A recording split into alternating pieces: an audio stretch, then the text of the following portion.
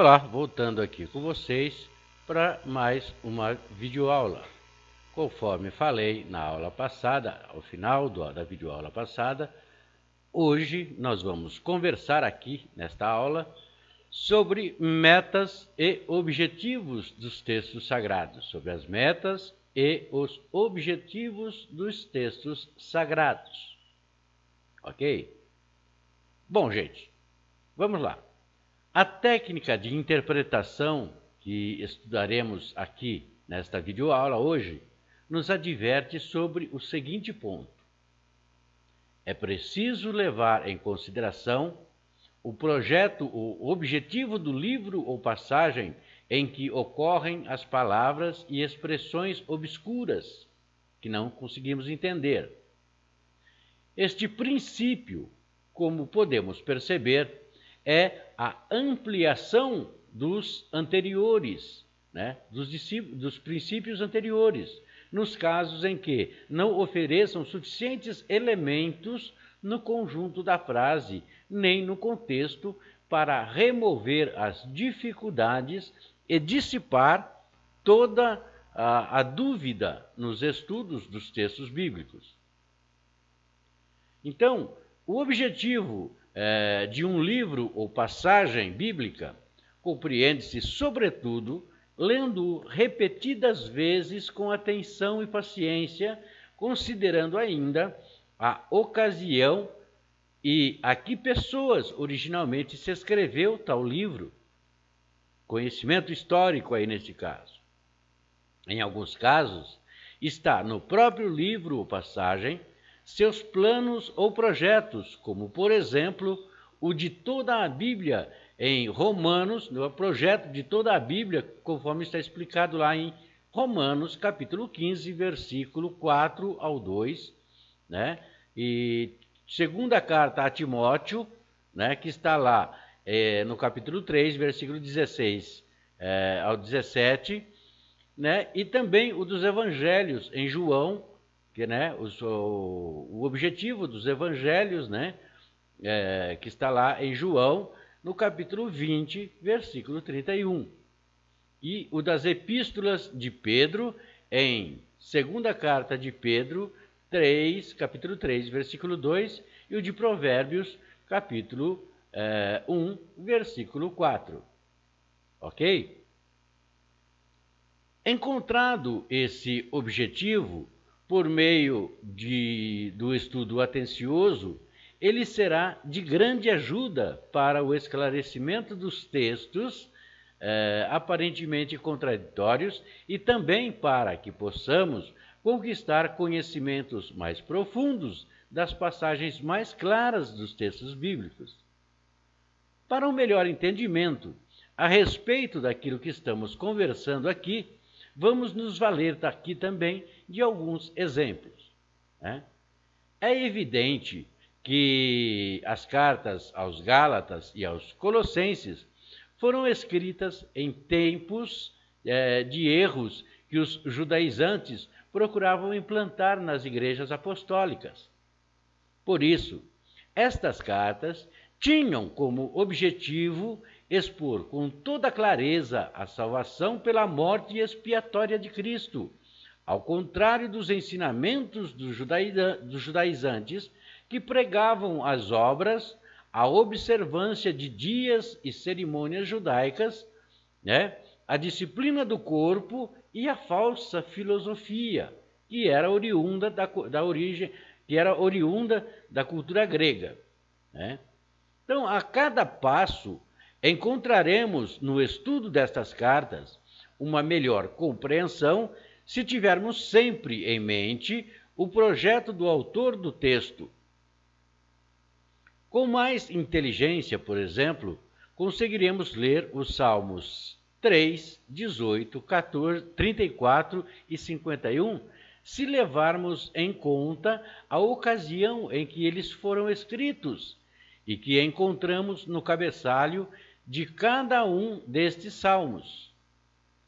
O mesmo podemos dizer dos Salmos 120 ao 134, intitulados Cântico Gradual, se tivermos presente que os mesmos foram escritos para serem cantados pelos judeus em suas peregrinações anuais a Jerusalém. Vamos ao outro exemplo. Eis aqui a luz que o desígnio oferece para a compreensão de um ponto obscuro, quando levamos em consideração a condição da pessoa à qual Jesus se dirige. Ao perguntar-lhe um moço rico o que deveria fazer de bom para conseguir a vida eterna, Jesus respondeu: guarda os mandamentos. Queria Jesus, com esta resposta, dizer que o meio de salvação se obtém pela observação dos mandamentos do Decálogo? Com certeza, esta não era a intenção de Jesus, visto que ele próprio e as Escrituras ensinam em toda parte que a vida eterna só poderá ser alcançada pela fé no Salvador. Como então explicar tal resposta dada por Jesus ao moço rico? Tudo se esclarece, desaparecendo toda a dúvida, se levarmos em conta a intenção com que Jesus falava.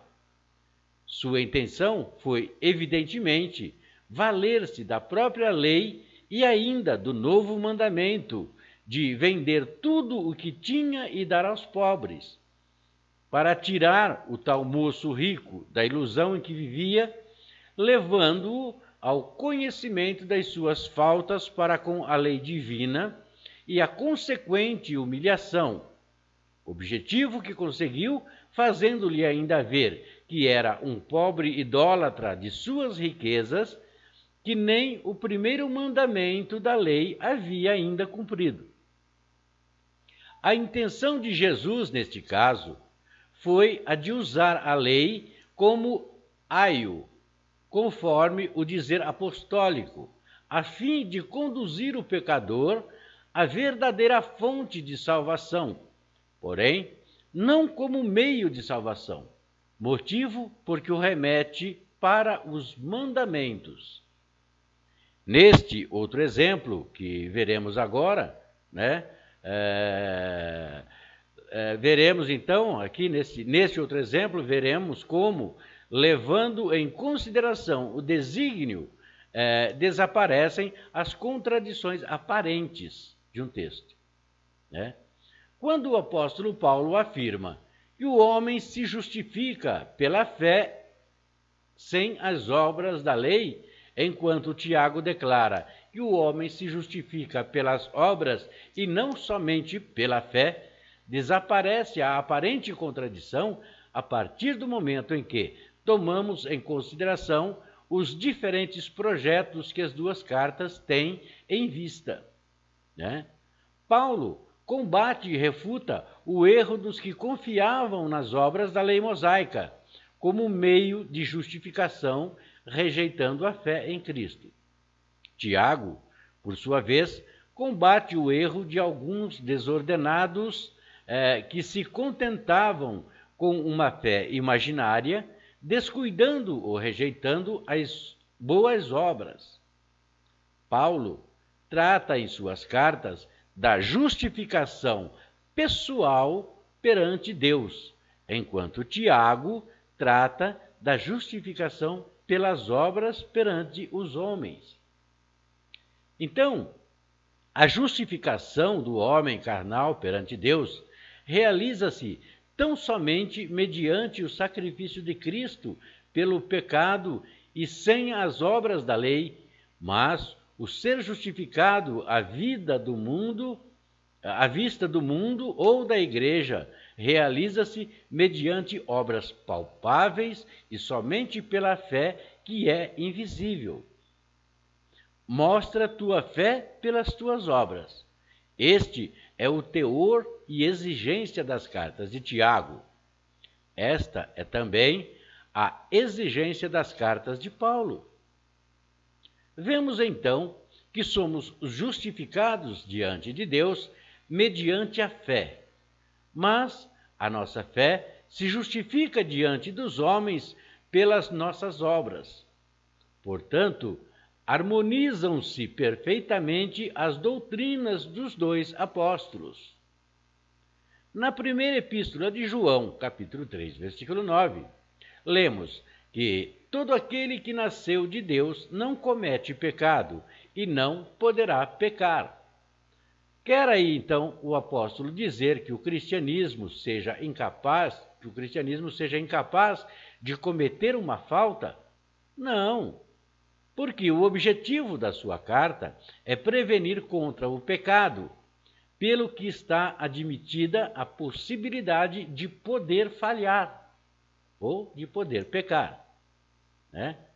Como poderemos compreender a afirmação de que os nascidos de Deus não podem pecar? Também, neste caso, tendo em mente a intenção do autor da carta, encontraremos a luz necessária para o nosso entendimento. Vemos pelas Escrituras que existiam certos pretendidos cristãos cujo erro e engano era acreditarem que podiam praticar toda espécie de excessos carnais sem respeito por qualquer lei. A intenção do apóstolo é evidente: prevenir os filhos de Deus contra crenças tão prejudiciais. João manifesta que, ao contrário desses filhos do pecado, que por sua natureza carnal e pecadora cometem pecados, os filhos de Deus não pecam. Cada um se acusa nas obras de seu pai. Os filhos de Deus preocupam-se em manifestar o seu amor a Deus, guardando os seus mandamentos. Os filhos das trevas ocupam-se em imitar o seu pai, que peca desde o princípio. Estes praticam o pecado, aqueles, desde que nasceram de Deus, deixaram de viver em pecado, opondo-se assim a esses dissolutos filhos do diabo, que, acreditando que podiam pecar e pecando, sistematicamente, naturalmente, o faziam com gosto. João afirma que os nascidos de Deus, ao contrário, tendo aversão e ódio pelo pecado, não podem pecar. Quer dizer, não podem praticar o pecado ou continuar pecando, conforme indica o texto original do Novo Testamento. Pela razão de haverem nascido de Deus e aspirando à perfeição moral completa, é contra a sua nova natureza praticar o pecado, o que, no entanto, não impede que sejam exortados a guardarem-se do mal, uma vez que não estão fora da possibilidade de pecar. Outro caso de contradição aparente, que também a intenção dos autores do texto sagrado correspondentes esclarece, podemos encontrar nas cartas de Paulo. Na que dirige aos Gálatas, capítulo 4, versículo 10 ao 11, o apóstolo opõe-se à guarda dos dias de festas judaicas, E na que escreve aos Romanos, capítulo 14, versículo 6, não faz uma oposição definitiva a tais observâncias. Como explicar, então, tal antagonismo? Simplesmente porque o objetivo, a intenção da carta aos Gálatas era de contestar as doutrinas dos falsos mestres que tinham dado origem aos Gálatas.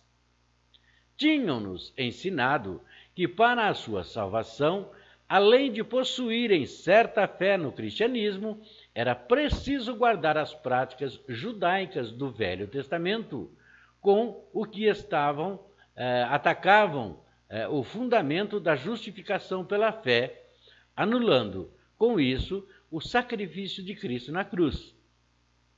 Do grave perigo em que tinham caído alguns, se queixa com amargura o apóstolo. Do grave perigo em que tinham caído alguns, se queixa com amargura o apóstolo. nada havendo de estranho que fizesse oposição firme a essas observâncias judaicas que obscurecem o glorioso Salvador, ao mesmo tempo em que ameaçam arruinar o trabalho apostólico entre eles. Muito diferente é o assunto que o apóstolo trata em Romanos, capítulo 14 e 15, versos 1 a 13. A passagem em que ocorre tem por finalidade estabelecer a paz perturbada entre um grupo de irmãos fracos na fé, convertidos do judaísmo, que criticavam os cristãos mais firmes, os quais, por sua vez, menosprezavam os fracos. Esses irmãos débeis, que se haviam proposto não comer carne nem beber vinho e que guardavam as festas judaicas, não se encontravam no grave perigo em que estavam os Gálatas. Né? O apóstolo, de passagem, menciona então uns que consideram todos os dias iguais, enquanto outros observam certo dia de preferência a outro, afirmando que esses procedem assim para o Senhor, sem se opor direta e definitivamente a isso. Considerando, porém, os repetidos encargos que seguidamente lhes dirige de estarem firmes em seu ânimo, isto é, submeter a sério exame a coisa até que não haja a menor dúvida quanto à maneira correta de procederem, ambas as partes divergentes, e levando em consideração que a sua intenção era que os opostos chegassem a um mesmo parecer, a fim de que cessem as diferenças entre eles e se restabeleça a paz, é evidente que o apóstolo induz os fracos a avançar em seu critério até ao ponto de abandonar a observância de festas judaicas. Ainda que indiretamente, pronuncia-se contra esse costume antigo destinado a desaparecer como toda a coisa antiga que já cumpriu a sua missão. Assim é que, em vista das diferentes intenções dos referidos escritores, encontramos a completa harmonia onde, à primeira vista, parecia haver divergência. Outros exemplos da mesma natureza poderiam aqui serem citados. No entanto, acreditamos, serem estes exemplos aqui já colocados, estes exemplos suficientes para evidenciar a grande importância de se consultar, em caso de dúvidas, a intenção, o objetivo dos livros ou passagens para se conseguir a correta compreensão das expressões obscuras e ainda as que por si sejam claras e compreensivas. Ok? Então chegamos aqui ao final de mais uma videoaula. Espero ter agradado a todos vocês e também espero contar com vocês também na próxima videoaula, onde estaremos aqui conversando sobre os paralelos de palavras nos textos sagrados. Ok?